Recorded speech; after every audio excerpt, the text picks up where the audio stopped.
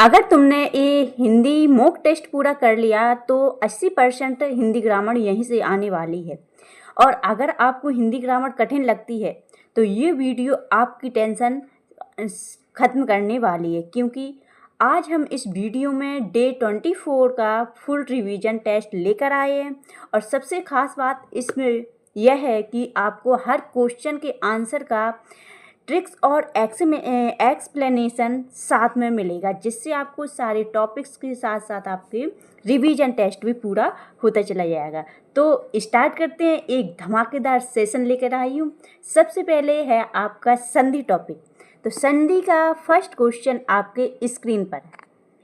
सबसे पहले क्वेश्चन है आपका, संधि महेश में कौन सी संधि है? इसमें ऑप्शन ए है व्यंजन संधि, ऑप्शन बी है स्वर संधि, ऑप्शन सी है विसर्ग संधि, ऑप्शन डी है यण संधि। तो इसका सही आंसर क्या होगा? इसके लिए आपको 5 सेकंड का टाइम मिलता है। First, second, third, fourth, fifth. तो इसका सही आंसर होगा अपना स्वर संधि। ठीक है, कैसे होगा इसको मैं आगे आपको एक्सप्लेन करती हूँ। देखिए, महेश शब्द महाधन ईश शब्द से बना है, 2 शब्दों से मिलकर बना होता है। किससे है? महाधन ईश से। यहाँ महेश आ प्लस ई 2 स्वर हैं। महेश में कौन कौन से हैं? यहाँ पर हा में जो लास्ट में आ है और वो, और यहाँ जो ईश है, ईश में फर्स्ट में क्या है? ये बड़ी ई दी है। तो दोनों शब्दों से मिलकर क्या बना है? ये अपना ए शब्द बन जाता है। ठीक है, इसीलिए यहाँ पर जब 2 स्वरों के मेल से नया स्वर बनता है तो उसे अपन स्वर संधि कहते हैं। इसीलिए यहाँ पर आंसर सही क्या होगा अपना? महेश, महाधन ईश यानी कि महेश। और ट्रिक्स है स्वर प्लस स्वर को जब भी आपको याद करना है, स्वर संधि को पहचानना है, तो स्वर प्लस स्वर जहाँ पर आएगा वो वहाँ पर स्वर संधि मानी जाएगी। सेकंड क्वेश्चन है आपका, सेकंड क्वेश्चन ये रहा। तो विद्यालय का संधि विच्छेद क्या होगा, ये आपको बताना है। विद्यालय का संधि विच्छेद क्या है? तो इसमें फर्स्ट ऑप्शन अपना ए है विद्या प्लस आलय, विद प्लस आलय, सी है विदा आलय, और डी है विद्यालय। तो इसका सही आंसर क्या होगा? इसका सही आंसर है अपना विद्या, ऑप्शन ए यानी विद्या प्लस आलय। कैसे है नेक्स्ट आगे समझो। तो विद्यालय शब्द में विद्यालय शब्द 2 शब्दों से मिलकर बना है, विद्याधन आलय। किससे? विद्याधन आलय। तो आलय का अर्थ क्या होता है? आलय का अर्थ हमेशा घर या स्थान होता है। और विद्यालय का अर्थ क्या होता है? विद्यालय का अर्थ होता है विद्या का घर, यानी कि विद्या का मंदिर होता है, जो स्कूल बोलते हैं अपन। ठीक है, इसकी ट्रिक्स क्या है? इसकी ट्रिक्स है, जहाँ पर आपको आलय शब्द दिखे वहाँ उसका अर्थ समझ लेना, हमेशा याद रखना उसका अर्थ क्या होता है? स्थान या घर होता है। ठीक है, आलय का अर्थ क्या होता है? स्थान या घर। नेक्स्ट क्वेश्चन है आपका, सदैव संधि विच्छेद। सदैव का संधि विच्छेद क्या है? इसका सही आंसर क्या होगा? ऑप्शन ए है इसमें सदाधन ईव, सदधन ईव, सदाधन व, सदेधन व। ठीक है, तो इसका सही आंसर क्या होगा? इसका सही आंसर अपना होगा ऑप्शन ए सदाधन ईव, माना बराबर होता है सदैव। कैसे? आगे देखिए, देखो यहाँ पर दिया है सदैव यानी कि सदाधन एव। यहाँ आ और ए दोनों मिलकर आय बनाते हैं, इसीलिए जो आ और ए है दा पे आय की मात्रा आ जाती है, क्योंकि आ पहले आपका क्या दिया है? यहाँ पर ऐसे दिया है, देखो दा। तो जहाँ जो दा में जो यहाँ पर बड़ा का डंडा लगा है वो, और लास्ट में ए, ये दोनों अक्षर को अपन लेते हैं तो आय बना लेते हैं, आय की मात्रा इसलिए दा पे आ गए तो सदैव बन जाता है। ठीक है, ट्रिक है, ए दिखे तो ए और आय सोच लेना हमेशा। ठीक, नेक्स्ट क्वेश्चन है अपना सेक्शन बी, मतलब समास है। अभी संधि का क्वेश्चन कर रहे थे, अब समास के आने वाला। तो समास का क्वेश्चन है, राजपुत्र कौन सा समास है? इसमें ऑप्शन ए रहेगा अपना द्वंद्व समास, ऑप्शन बी है तत्पुरुष समास, ऑप्शन सी है बहुव्रीहि समास, ऑप्शन डी है कर्मधारय समास। तो राजपुत्र यहाँ पर कुछ छुपा है जो आपको बताएगा कि ये कौन सा समास है। तो यहाँ पर क्या है? राजपुत्र, जब अपन इसका विग्रह करेंगे तो राजा का पुत्र यानी कि का, की, के, ये शब्द यहाँ पर छिपे हुए हैं, जो आपको पहचानना हो यहीं से पता चलेगा यह अपना क्या होता है? तत्पुरुष समास होता है। ठीक है, option B is the right answer. देखिए यहाँ पर देखो, एक्सप्लेन मैं आपको कर देती हूँ। राजा का पुत्र वह यहाँ पर क्या छुपा था, का अपना छुपा था। जिस समास में का की का छुपे हों वह अपना तत्पुरुष समास होता है। और ट्रिक है का की आए तो तत्पुरुष समास हमेशा याद रखना है। नेक्स्ट क्वेश्चन है अपना दाल रोटी में कौन सा समास है। फर्स्ट है इसका ऑप्शन है द्वंद्व, सेकंड ऑप्शन है बहुव्रीहि है, थर्ड ऑप्शन है कर्मधारय है और द्विगु समास। तो दाल रोटी में कौन सा सही आंसर होगा अपना इसका ऑप्शन ए द्वंद्व समास। ठीक है, क्योंकि यहाँ पर बीच में जब भी अपन उसको विग्रह करेंगे तो यहाँ पर क्या है दाल रोटी, तो दाल और रोटी और शब्द जो दोनों शब्दों के बीच में छिपा हुआ है, यहीं से ये द्वंद्व समास की पहचान है। जैसे आगे देखो दाल और रोटी, तो यहाँ दोनों शब्दों के समान महत्व रखते हैं और यहाँ पर और छुपा हुआ रहता है। ऐसे समास को द्वंद्व समास कहते हैं। और छुपा हो तो द्वंद्व समास हमेशा याद रखना है। नील कमल में कौन सा समास है। नील कमल में कर्मधारय समास है, तत्पुरुष समास है, बहुव्रीहि समास है या द्वंद्व समास है। तो नील कमल, तो यहाँ पर देखो रंग और शब्द बता रहे हैं, तो यहीं से आपको इसकी पहचान करना है। ठीक है, तो इसका सही ऑप्शन में आंसर मैं बता देती हूँ। इसका सही आंसर रहेगा कर्मधारय समास।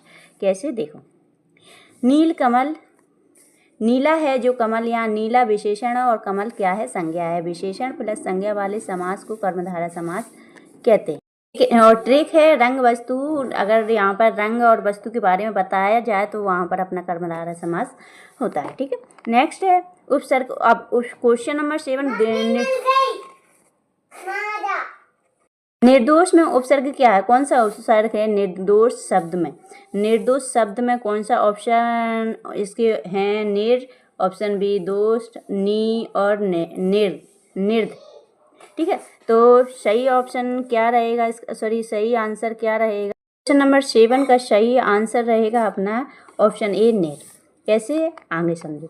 निर्दोष शब्द दो शब्दों से मिलकर बना है। कौन कौन सा है। निर्धन दोष, तो निर शब्द से पहले जुड़ा है इसीलिए यहाँ पर उपसर्ग माना जाएगा। और उपसर्ग हमेशा शब्द के पहले आता है, इसको याद रखना। उपसर्ग शब्द क्या है अपन पहले लगाते हैं और जो प्रत्यय होते हैं वो बाद में लगाते हैं। ठीक है, तो उपसर्ग को याद रखना, हमेशा पहले लगाया जाता है। नेक्स्ट क्वेश्चन है अपना मानवता में प्रत्यय क्या है। कौन सा प्रत्यय है मानवता में। तो ता, वता, मानव या वा। ऑप्शन चारों ऑप्शन आपके सामने हैं, आपको सही आंसर इसका बताना है क्या है। तो मानवता में ता अपना क्या है, इसका सही आंसर रहेगा क्योंकि मानव शब्द है और इसमें लास्ट में क्या है आगे ता लगा है, इसीलिए यह ता इसका सही आंसर होगा। ऑप्शन ए ता। कैसे, यहाँ पर 1 मिनट, हाँ ये ऑप्शन अपना ए सही आंसर होगा। कैसे देखो, मानव शब्द में क्या है मानव धन ता, तो यहाँ ता शब्द के अंत में जुड़ा है, नया शब्द बन रहा है, इसलिए जो शब्द के यहाँ पर लिखा है जो शब्द के अंत में लगे होते हैं उसे प्रत्यय कहते हैं और अंत में लगे रहते हैं प्रत्यय और उपसर्ग होते हैं पहले। ठीक है, नेक्स्ट क्वेश्चन है असफल में कौन सा उपसर्ग है। ऑप्शन ए आ, अस, सफल या आफ। तो असफल में सही आंसर इसका क्या रहेगा, कौन सा उपसर्ग लगा हुआ है। यहाँ पर सफल अपना शब्द है, मूल शब्द क्या है सफल। ठीक है, और आ यहाँ पर उपसर्ग लगा है। देखो आ प्लस सफल बराबर होता है असफल, और यहाँ पर आ शब्द है वो क्या कर रहा है ना नकारात्मकता का अर्थ दे रहा है, इसीलिए उपसर्ग है। नेक्स्ट क्वेश्चन है आशा का विलोम शब्द क्या है। इसमें फर्स्ट ऑप्शन ए दुख, निराशा, उत्साह या आलस। तो आशा का विलोम क्या होता है, आशा का विलोम होता है निराशा। ठीक है, इसका सही ऑप्शन बी रहेगा। आशा का अर्थ क्या होता है उम्मीद होता है, आशा का अर्थ हमेशा उम्मीद है और आशा उम्मीद होता है। निराशा का अर्थ होता है उम्मीद को खत्म होना, उम्मीद खत्म होना। जैसे कि सत्य और असत्य होता है, सत्य यानी कि सच और असत्य यानी कि झूठ होता है। दोनों शब्द एक दूसरे के विपरीत होते हैं यानी कि उल्टे होते हैं। ठीक है, और ट्रिक क्या है याद रखने के लिए, आपको ट्रिक है कि निर शब्द है तो इससे कई आप विलोम शब्द बना सकते हो। ठीक है, और निर शब्द से एग्जाम में वो ज़्यादा करके क्वेश्चन पूछे जाते हैं क्योंकि इससे कई सारे शब्द बनाते हैं, तो कोई सा भी शब्द में निर शब्द जोड़ने से विलोम शब्द पूछे जाते हैं। इसको याद रखना और नोट डाउन भी करते जाना। नेक्स्ट क्वेश्चन है आपके स्क्रीन पर, उन्नति का विलोम क्या है? तो लाभ है, वतन है, अवनति है, हार है। तो उन्नति का विलोम क्या होगा? उन्नति का विलोम अपना अवनति है। Option C is the right answer. कैसे है आगे समझो। उन्नति यानी ऊपर जाना, प्रगति करना। अवनति नीचे गिरना और अवनति नीचे गिरना, दोनों एक दूसरे के विपरीत अर्थ वाले शब्द हैं। और ट्रिक है उन्नति का अवनति, उन्नति का अवनति। इस प्रकार से आप दोनों शब्दों को याद कर सकते हैं। नेक्स्ट क्वेश्चन है, नवीन का विलोम शब्द क्या है? तो नवीन का विलोम नया, आधुनिक, प्राचीन या ताज़ा। तो नवीन का विलोम शब्द होगा अपना प्राचीन। ठीक है, नवीन यानी कि नया और प्राचीन यानी कि पुराना। देखो, नवीन है, नवीन का अर्थ नया होता है, प्राचीन का अर्थ होता है पुराना, इसलिए प्राचीन इसका विलोम शब्द है। न्यू यानी ओल्ड। ठीक है, न्यू और ओल्ड। नाटक का अर्थ क्या होता है? नाटक का अर्थ है चोट लगना, अपमान होना, बीमारी, डरना। तो नाटक का अर्थ क्या होता है? सॉरी, नाक कटने का अर्थ क्या है? चोट लगना, अपमान होना, बीमारी या डरना। तो इसका सही आंसर क्या होगा? नाक कटना यानी कि B option is the right answer है, अपमान होना। कैसे? यह मुहावरा सम्मान खोने के अर्थ में प्रयोग होता है। अगर कोई गलत काम करे तो अपने परिवार की नाक कटवा देती है। इस प्रकार से नाक कटना यानी कि नाक का मतलब होता है इज्जत। यहाँ पर उल्टे शब्द यहाँ से शब्द देते हैं जिनका कोई विशेष अर्थ होता है। ठीक है, नेक्स्ट क्वेश्चन है, आँखों का तारा। इसका अर्थ क्या है? आँखों का तारा यानी कि तारा, प्रकाश, अत्यंत प्रिय या गुस्सा। कोई आँखों का तारा यानी कि प्रिय व्यक्ति होता है। तो अत्यंत प्रिय, C option is the right है। जिस व्यक्ति के को बहुत ज़्यादा प्यार किया जाए उसे आँखों का तारा कहते हैं। जैसे कि बच्चे, घर में के सभी के बच्चे होते हैं तो सबको प्यारे होते हैं, वो आँखों का तारा। इस प्रकार से अपन मुहावरे या लोकोक्ति में इसका प्रयोग कर सकते हैं। सबसे प्यारा होता है वही आँखों का तारा। नेक्स्ट क्वेश्चन है, जैसी करनी वैसी भरनी। इसका अर्थ क्या होता है? संधि, समास, मुहावरा या लोकोक्ति। जैसी करनी वैसी भरनी। तो यहाँ पर सही आंसर ऑप्शन डी लोकोक्ति रहेगी। मुहावरों में ना शब्द लास्ट पहले आते हैं, जैसे कि ना शब्द हो वो यहाँ पर ज़्यादातर दिए रहते हैं, और लोकोक्तियों में ये शब्द नहीं रहते पहचानने के लिए।